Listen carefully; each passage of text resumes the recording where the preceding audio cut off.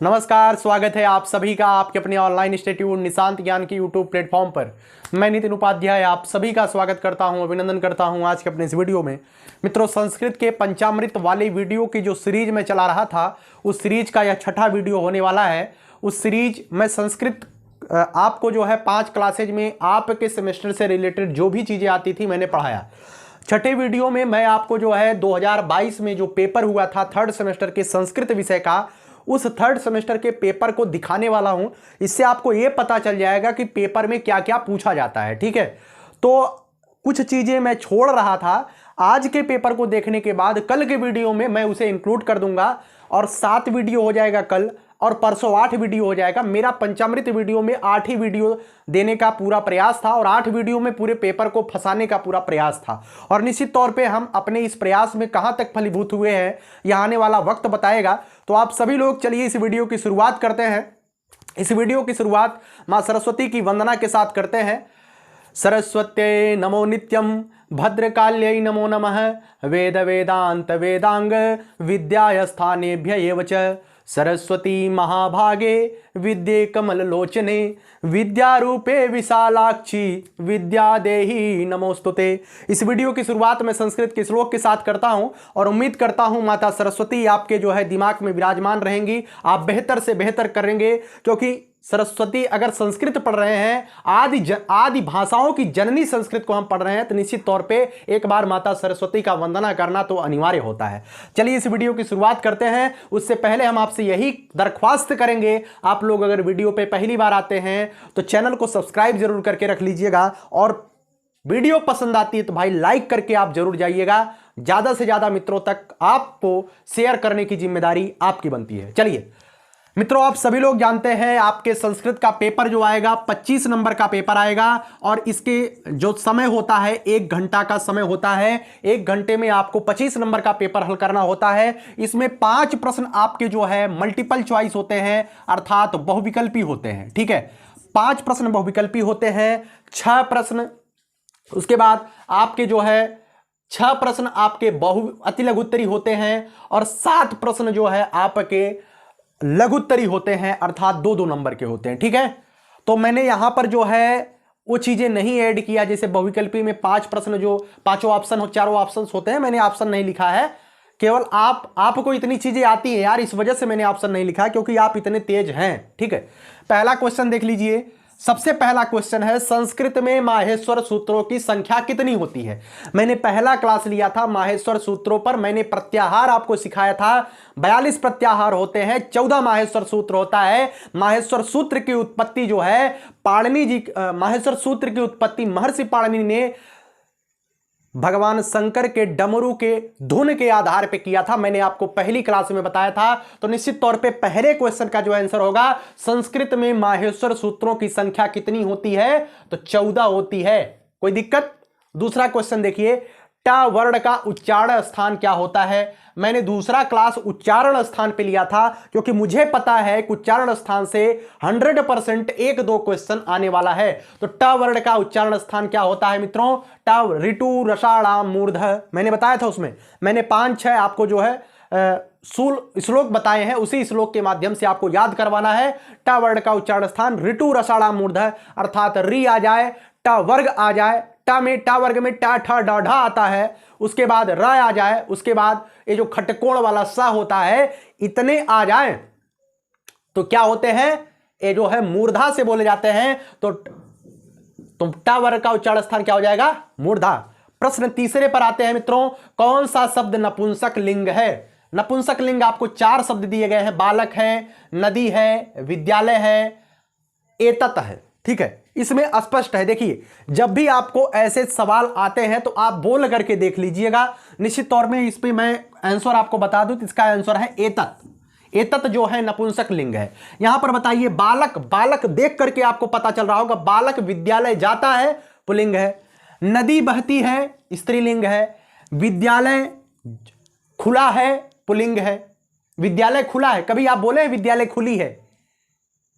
विद्यालय खुली है आप कभी बोले हैं? नहीं बोले। आप एक शब्द बनाने का प्रयास करिए, उस शब्द में निश्चित तौर पे आ जाएगा कि यह पुल्लिंग है कि स्त्रीलिंग है। इसके कई नियम होते हैं भाई, अगर हम नियमों पर जाएंगे तो निश्चित तौर पे आप अपने ट्रैक से भटक जाएंगे, और आपका उद्देश्य अपने ट्रैक से भटकना नहीं है, और न ही आपका उद्देश्य है संस्कृत का प्रकांड विद्वान बनना। आपका उद्देश्य है कि आप अपनी परीक्षा को क्लियर करते हुए, माता पिता के सपनों को साकार करते हुए एक पद प्राथमिक अध्यापक भर्ती में हासिल कर पाए, है ना। प्रकांड विद्वान बनने का कोई मतलब है नहीं। तो यहां पर देख रहे हैं बालक विद्यालय जाता है, नदी बहती है, विद्यालय खुला है, स्पष्ट हो गया भाई। एतत शब्द बच रहा है तो एतत ही नपुंसक लिंग है, ठीक है। चलिए चौथे प्रश्न की बात करते हैं। चौथा प्रश्न आपके सामने है भैया, रमेश में कौन सी संधि है? रमेश में कौन सी संधि है? हमने आपको संधि प्रकरण में पढ़ाया है। संधि प्रकरण में क्या पढ़ाया है? रमाधन ईस, रमाधन ईस।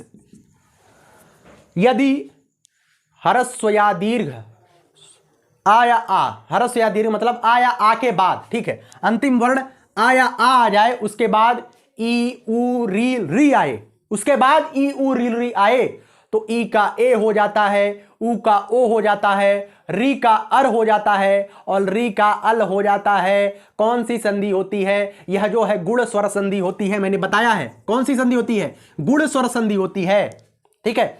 अब मैंने जो है एक क्लास आपका छोड़ दिया है, वो क्लास है कि इसके सूत्रों पर आपको, मतलब जैसे दीर्घ स्वर संधि का सूत्र होता है अकह सवर्णे दीर्घ, तो अकह सवर्णे दीर्घ को परिभाषित करना और अकह सवर्णे दीर्घ को जानना आपसे क्वेश्चन के माध्यम से डीएलएड में पूछा जाता है। मैंने एक चीज मिस किया था, तो अगली क्लास में मैं इसे इंक्लूड कर दूंगा, ठीक है। एक क्लास में संधि प्रकरण के सूत्रों पर लेने वाला हूं, जिससे आप सूत्रों को समझाते हुए उसके उदाहरण को लिखने में सक्षम बन जाए, ठीक। चलिए पांचवें प्रश्न की बात करते हैं मित्रों। राजपुरुषः में समास है। समास प्रकरण में मैंने आपको बताया था, राजपुरुषः जहां भी आपको जो है एक समास सामासिक पद दिखाई दे और उसे आप तोड़ने का प्रयास करें, तोड़ें अर्थात समास विग्रह करें, और समास विग्रह करने के बाद बीच में जैसे ही किसी कारक चिन्ह का लोप होता है, अर्थात किसी कारक चिन्ह का पता चल जाए कि बीच में यही कारक चिन्ह है, तो निश्चित तौर पे कारक, बीच में कारक चिन्ह का लोप तत्पुरुष समास कहावत है। राजपुरुष अर्थात राज्य का पुरुष, राजपुरुष अर्थात राज्य का पुरुष। यहां पर क्या बता रहा है? यहां पर संबंध बताया जा रहा है, तो यहां पर राज का पुरुष अर्थात राज्य का पुरुष, और बीच में आपसे मतलब नहीं यार कौन सा संबंध बता रहा, कौन सा है, बीच में कारक चिन्ह आ गया का, अर्थात अगर बीच में कारक चिन्ह आ गया तो निश्चित तौर पे वहां पे तत्पुरुष समास होता है, कोई दिक्कत आपको नहीं है, ठीक है। चलिए 5 क्वेश्चन हो गए, और मुझे नहीं लगता है इन 5 क्वेश्चन में से कोई भी क्वेश्चन मेरे क्लास से बाहर है, ठीक है। कोई भी क्वेश्चन मेरी क्लास से बाहर नहीं है, मैंने सभी क्वेश्चंस आपको पढ़ाए हैं। देखिए छठे क्वेश्चन की बात करते हैं। छठा क्वेश्चन अति लघुत्तरी प्रश्न है, इसमें आपको लिखना होता है। मित्रों आप सभी लोग 2 सेमेस्टर के एग्जाम दे चुके हैं और आपको इतना पता होगा कि कितना हमें लिखना चाहिए, कितना नहीं लिखना चाहिए। अति सर्वत्र वर्जनीय आप सभी जानते हैं, कोई भी एग्जाम दीजिए अगर आप अति लिखते हैं तो निश्चित तौर पर एग्जामिनर जो होता है आपसे चिढ़ जाता है। उतना ही लिखिए जितना प्रश्न में पूछा गया है। जैसे यहां पर पूछा गया है दीर्घ संधि का उदाहरण लिख करके, दीर्घ संधि का सूत्र लिख करके अर्थ बताइए, अर्थ बताइए, ठीक है। मैं अब इसे मिटा देता हूं और कल की क्लास में मैं सूत्रों पर, मतलब जितने भी स्वर संधि हैं, दीर्घ है, गुण है, अयादि है, इस सभी के जो सूत्र होते हैं मैं उसे लिखा दूंगा, ठीक है। यहां पर मैं केवल आपको ऊपर में मिटा देता हूं जो 5 हो गया, ठीक। यहां पर मैं आपको थोड़ा सा समझाने का प्रयास करता हूं, थोड़ा सा। देखिए संस्कृत कठिन नहीं है, बस आपको संस्कृत को माहौल बना करके पढ़ना है। दीर्घ संधि का जो सूत्र होता है वह होता है अकह सवर्णे दीर्घ। क्या होता है? अकह सवर्णे दीर्घ, यह इसका सूत्र होता है, ठीक है। आप लिखिएगा दीर्घ संधि का सूत्र अकह सवर्णे दीर्घ होता है। इसका मतलब हिंदी मतलब क्या होता है? हिंदी अर्थ, हिंदी अर्थ, हिंदी अर्थ मित्रों होता है, क्या होता है मैं आपको बताता हूं। इसमें दिया गया है अकह, अकह का मतलब है अक प्रत्याहार, और आप सभी लोग जानते हैं अक प्रत्याहार के अंतर्गत आ आता है, ई आता है, उ आता है, री आता है और री आता है। अक प्रत्याहार, अकह का मतलब अक प्रत्याहार अर्थात अ ई उ री री।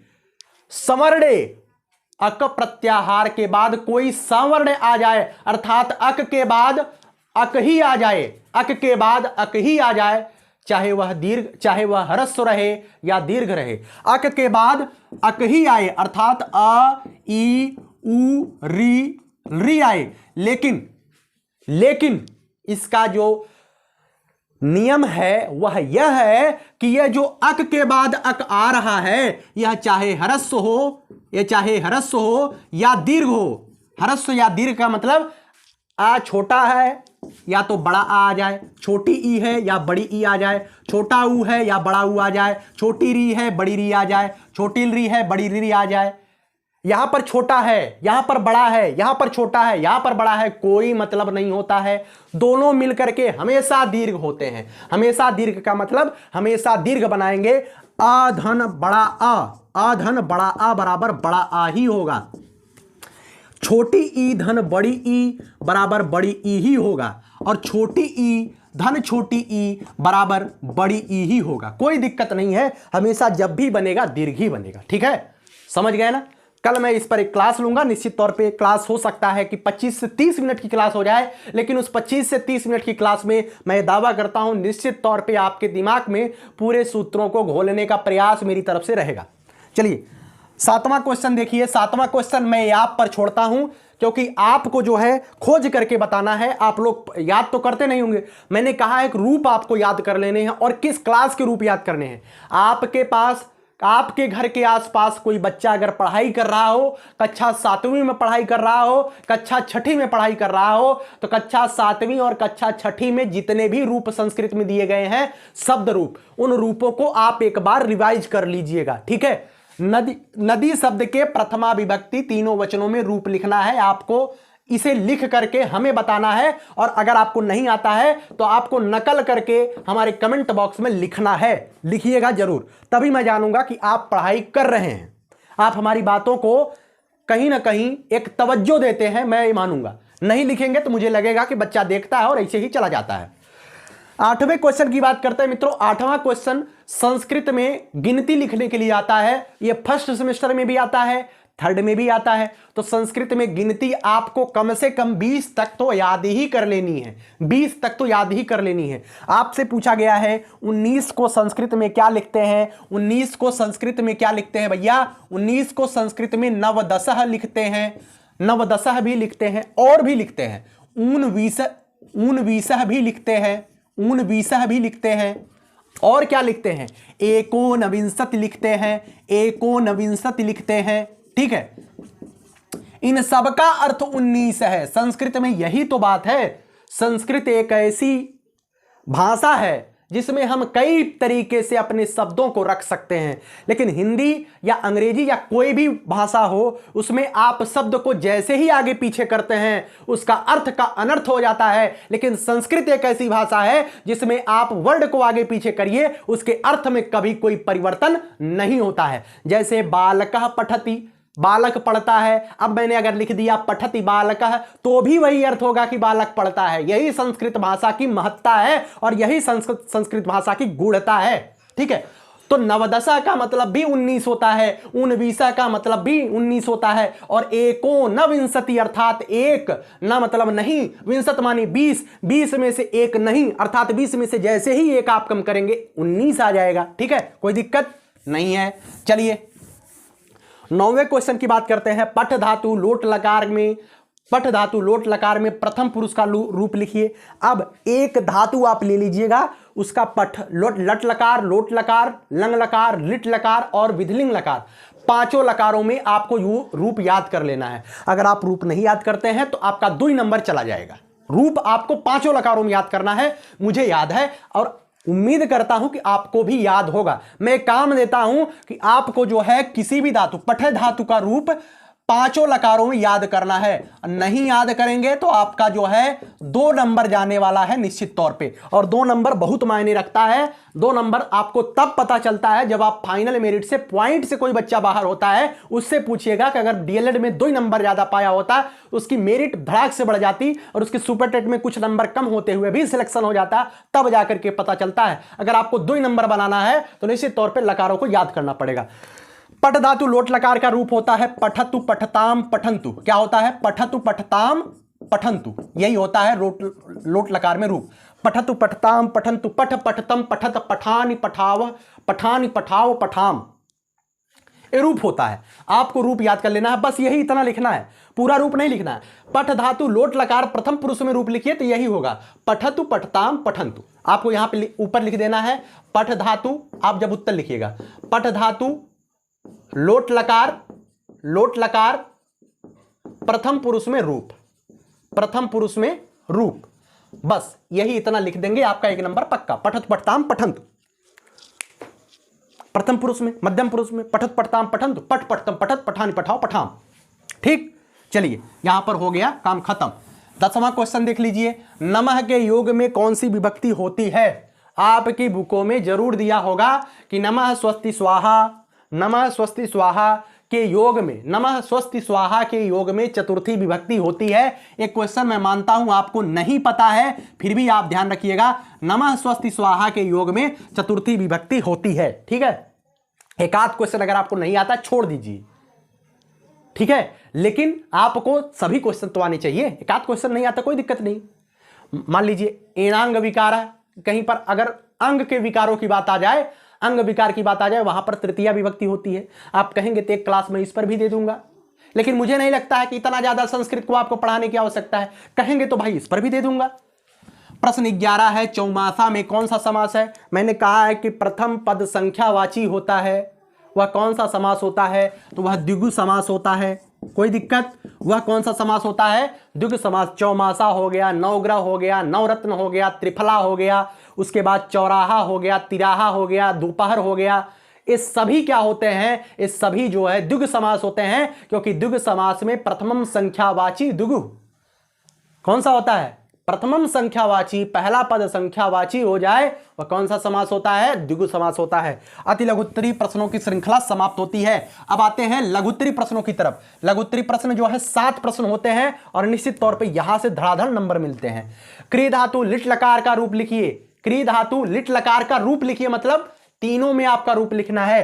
तीनों में आपका रूप लिखना है तो यहां पर लिखिए एक वचन, द्विवचन, बहुवचन, इस तरीके से आपको लिखना है। ठीक है, यहां पर लिखिए प्रथम पुरुष, यहां पर मध्यम पुरुष, यहां पर लिखिए उत्तम पुरुष, और यहां पर क्री धातु का लिट लकार में रूप आप जब लिखेंगे क्या होता है? करिष्यति करिष्यतः करिष्यन्ति, करिष्यति करिष्यतः करिष्यन्ति, करिष्यसि करिष्यथः करिष्यथ, करिष्यामि करिष्यावः करिष्यामः, होता है ना। तो आपको अगर रूप याद होगा तो आप लिख पाएंगे, नहीं याद होगा तो भैया टाइ टाइ फिस हो जाएगी, आप नहीं लिख पाएंगे। कितनों भी माथा को रगड़ते रहिए, अगर आपको नहीं स्मरण आ रहा है, आपने स्मरित नहीं किया है, आपने ध्यान नहीं दिया है, तो आप ऐसे प्रश्नों को हल करने में अक्षम हैं, आप नहीं कभी हल कर पाएंगे। तो आपको याद तो करना ही पड़ेगा। ठीक है, चलिए 12वां क्वेश्चन हो गया। 13वां क्वेश्चन, 11 से 20 तक गिनती संस्कृत में लिखिए। इतने आसान होते हैं भैया, 11 से 20 तक संस्कृत में लिखिए। एकादश माने 11, द्वादश माने 12, त्रयोदश माने 13, चतुर्दशा माने 14, पंचदशा माने 15, षोडशा माने 16, सप्तदशा माने 17, अष्टदशा माने 18, एकोनविंशति माने 19, 20 विंशति माने 20। 11 से 20 तक हो गया पढ़ा गिनती, कोई दिक्कत? एकादशा, द्वादशा, त्रयोदशा, चतुर्दशा, पंचदशा, षोडशा, सप्तदशा, अष्टदशा, ऊनविंशति या एकोनविंशति या नवदशा या विंशति। विंशति माने भैया 20 होता है, आप जानिएगा। विंशति माने 20। ठीक, 11 से 20 तक गिनती हो गया ना। आपको 20 तक तो गिनती याद कर लेनी है। ठीक, 14वां है, एक श्लोक दिया गया है, इस श्लोक का अर्थ आपको लिखना है। निश्चित तौर पे श्लोक आपके जब कक्षा 6ठी, 7वीं, 8वीं में रहे होंगे तो आपके गुरुजी सूक्ति के रूप में जरूर आपके बीच प्रयोग करते थे। हमारे गुरुजी हमारे बीच प्रयोग करते थे, मुझे आज तक याद है। प्रिय वाक्य प्रदानेन सर्वे भवन्तु सर्वे तुष्यन्ति जन्तवः, प्रिय वाक्य प्रदानेन सर्वे तुष्यन्ति जन्तवः, तस्मात् तदैव वक्तव्यम बचने का दरिद्रता। इसका मतलब है प्रिय वाक्य प्रदानेन, प्रिय वाक्य बोलने से, प्रिय वाक्य बोलने से सर्वे तुष्यन्ति जन्तवः, सभी लोग संतुष्ट होते हैं। सभी लोग मतलब कि जंतु भी संतुष्ट हो जाते हैं। प्रिय वाक्य, अगर आप प्रेम से किसी से बात करते हैं तो मनुष्य क्या, जंतु भी संतुष्ट हो जाते हैं। तो तस्मात् तदैव वक्तव्यम, तो उसी प्रकार से वाक्य बोलना चाहिए। क्यों हम अप्रिय बोलें? अगर मनुष्य को छोड़ करके जंतु भी प्रिय वाक्य से संतुष्ट हो जा रहा है, प्रिय वाक्य से वह प्रसन्नचित हो जा रहा है, तो हम ऐसे ही बातों को हमेशा बोले। बचने का दरिद्रता, वाणी में भाई कैसी कंजूसी है। वाणी जब प्रिय वाक्य बोलने से मनुष्य तो क्या जंतु भी संतुष्ट हो जाते हैं, तो हमें ऐसी ही वाक्य बोलनी चाहिए। भाई वाणी में कैसी कंजूसी करनी है, वाणी में कैसी दरिद्रता है। 2 नंबर आपका पक्का, यहीं से 2 नंबर आ गया। बस जो मैं बोल रहा हूं आपको यही लिखना है। प्रिय वाक्य प्रदानेन, प्रिय वाक्य बोलने से सर्वे तुष्यन्ति जन्तवः, सभी जंतु संतुष्ट हो जाते हैं, सभी मनुष्य सभी प्राणी संतुष्ट हो जाते हैं। तो तस्मात् तदेव वक्तव्यम, तो ठीक उसी प्रकार से बोलना चाहिए। हमें आप अपने तरफ से जोड़ सकते हैं। हमें क्या बोलने की जरूरत नहीं है, हमें जो है गलत बोलने की क्या आवश्यकता है। बचने का दरिद्रता, वाणी में कैसी दरिद्रता। चलिए आगे बात करते हैं। 15वां क्वेश्चन है, उपसर्ग और प्रत्यय में अंतर बताइए। उपसर्ग और प्रत्यय बहुत आसान है। उपसर्ग और प्रत्यय क्या होता है? उपसर्ग वो होता है जो किसी शब्दांश के पहले आता है। उपसर्ग जो होता है वह किसी शब्दांश के पहले आकर के उस शब्द के अर्थ में परिवर्तन कर देता है। ठीक है, उपसर्ग जो होता है शब्दांश के पहले आता है। ठीक, शब्दांश के पहले आता है, और जो प्रत्यय होता है वो शब्दांश के बाद आता है। बस आपको इतना ही लिखना है, और आपका शब्दांश के बाद आता है प्रत्यय। ठीक है, जैसे हार शब्द लिखा गया, हार माने क्या होता है भाई? वो हार गया मतलब हार गया, निराश मतलब असफल हो गया। ठीक है, अब इसी के सामने प्र उपसर्ग लगा दीजिए, प्रहार मतलब तगड़ा सा मारा है ना। हार के सामने जैसे ही मैंने प्र उपसर्ग लगाया, इसका अर्थ परिवर्तित हो गया। तो इसमें अगर आपसे पूछा जाए प्रहार में कौन सा उपसर्ग है, प्र उपसर्ग है, या वाक्यांश हार शब्द के पहले आकर के हार शब्द के अर्थ में परिवर्तन कर देता है। आगे बात करते हैं, प्रत्यय क्या होता है? प्रत्यय जो है शब्द के अंत में आता है। जैसे मैं एक छोटा सा उदाहरण देता हूं। कौन सा उदाहरण? पठधन अक्त्वा, पठधन अक्त्वा, पठधन अक्त्वा। अक्त्वा जो है संस्कृत का प्रत्यय है। आपको अगर अक्त्वा प्रत्यय समझने में दिक्कत हो रही है, आप इतना प्रत्यय लिख लीजिए। जैसे आप देख लीजिए पंडित में, ठीक है, पंडित में जो है आइन प्रत्यय आप जोड़ दीजिए, जो बाद में आ रहा है आइन। ठीक है, ये जो आइन प्रत्यय आ रहा है ये बना देगा पंडिताइन। ठीक है, क्या बना देगा? पंडिताइन बना देगा। पंडित शब्द पुल्लिंग है, और अंत में जैसे ही आइन प्रत्यय इसमें जुड़ रहा है पंडिताइन बना दे रहा है, अर्थात यह स्त्रीलिंग बना दे रहा है। ठीक है, गलत वे में मत लीजिएगा, मैंने वैसे ही बताया है। ठीक है, अब कुछ लोग हमें ज्ञान देने लगेंगे यहाँ पे। हो गया सही। चलिए 16वां क्वेश्चन है, शिक्षण में श्रव्य एवं दृश्य उपकरणों का उदाहरण दीजिए। शिक्षण में श्रव्य उपकरण कौन से होते हैं? जिसे सुन करके आप शिक्षण कार्य संपादित करते हैं, सुना करके। कैसे? रेडियो हो गया, ग्रामोफोन हो गया। ये सभी क्या है? रेडियो के बाद ग्रामोफोन हो गया। ये सभी क्या है? ये सभी जो है श्रव्य उपकरण है। सुना करके आप बच्चों को पढ़ाते हैं, रेडियो के माध्यम से सुन करके ज्ञान देते हैं। ठीक। दृश्य उपकरण क्या हो गया? दृश्य उपकरण में टेलीविजन हो गया, यूट्यूब हो गया, मोबाइल हो गया, ये सभी क्या है? दृश्य उपकरण है। तो श्रव्य दृश्य उपकरण तो आप जानते हैं, इसमें कुछ बताने की आवश्यकता तो है नहीं। आगे बात करते हैं मित्रों, संस्कृत में कारक कितने हैं? नाम बताइए। मैंने पहली क्लास में बताया था संस्कृत में हमेशा 6 कारक होते हैं। कौन कौन से होते हैं? कर्ता, कर्म, करणम च, संप्रदानम तथैव च, अपादानादि करणे हित कारकाण खट।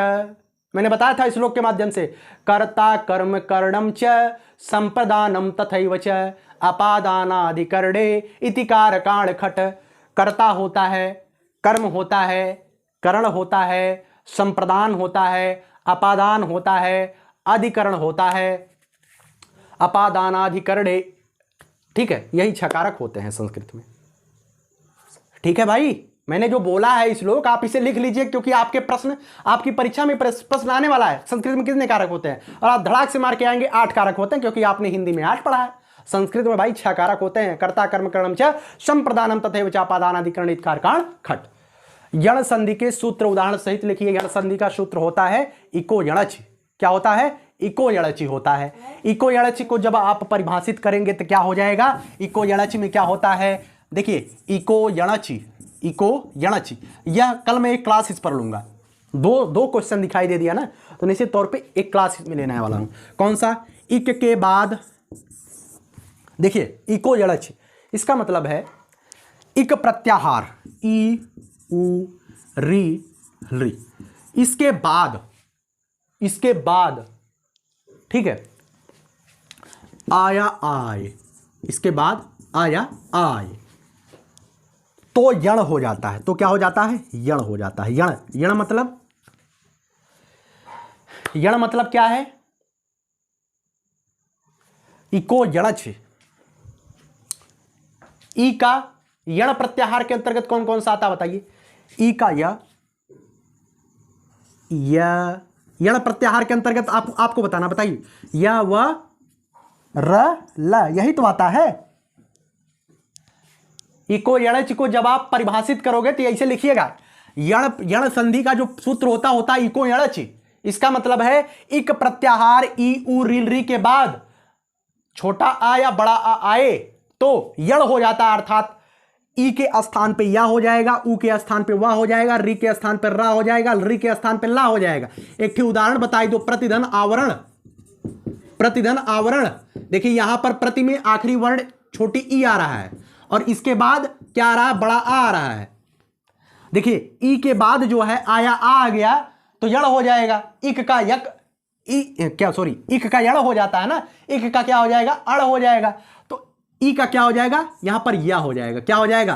प्रत्यावरण हो जाएगा। कोई दिक्कत है? परिधन आवरण, यहां पर देखिए छोटी ई आ रहा है, यहां पर आ रहा है। छोटी ई के बाद आया आ जाए, चाहे छोटा आए चाहे बड़ा आए, तो क्या हो जाएगा? इक का यण हो जाएगा। ई का या, उ का वा, री का रा, री का ला, तो हो जाएगा या, ये हो जाएगा पर्यावरण। सॉरी ऐसे लिख दो ना, पर्यावरण। कोई दिक्कत? निश्चित तौर पे मैंने संस्कृत के पूरे तरीके से पूरे पेपर को सॉल्व कराने का प्रयास किया। बहुत आसान पेपर आता है। एक दो क्वेश्चन अगर आपको नहीं आता है छोड़ देना, लेकिन इतने आसान क्वेश्चन में अगर आप 19-20 नंबर नहीं पाते हैं तो निश्चित तौर पे आप भाई संस्कृत में बहुत कमजोर हो। ठीक है, तो जितनी क्लासेज मैंने दिया है 5 क्लासेस, उसको तो आपको रट जाना है। कल एक ठीक और क्लास दे दूंगा निश्चित तौर पे। वो जो है कौन सी क्लास होगी? 7वीं क्लास होगी। और 7वीं क्लास के बाद अगर आप कहेंगे तो एक ठीक क्लास और मार दूंगा। 8 क्लास में पूरी तरीके से 25 के 25 नंबर फंसा दूंगा। ठीक है, 25 के 25 नंबर। बस आपको मेरे ऊपर भरोसा करना है, जिससे भी आप पढ़ते हैं। देखिए भाई, सबसे बड़ी बात होता है विश्वास। अगर आप हमारे ऊपर विश्वास करते हैं तो निश्चित तौर पर इस विश्वास को हम कभी कम नहीं होने देंगे। ठीक है, कैसी लगी यह वीडियो भाई कमेंट बॉक्स में जरूर बताइएगा। मैंने बहुत मेहनत किया है आपको समझाने के लिए, बेहतर किया। आज मैं मैथ का वीडियो नहीं शूट कर पाया क्योंकि मेरी व्यस्तता थोड़ी ज़्यादा थी। ठीक है, आखिरी लाइन बोल करके वीडियो को समाप्त करता हूं। यही जज्बा रहा तो मुश्किलों का हल भी निकलेगा। जमी बंजर हुई तो क्या वहीं से जल भी निकलेगा। न हो मायूस न घबराई अंधेरे से मेरे साथी, इन्हीं रातों के दामन से सुनहरा कल भी निकलेगा। अगर संघर्षों की रात आज कट रही है तो निश्चित तौर पे आने वाला सुबह सफलता का सूर्योदय होगा। यह तय है, आज नहीं तो कल होगा। 100% लिख कर ले लीजिए। बहुत बहुत धन्यवाद। जय हिंद, जय भारत, लव यू।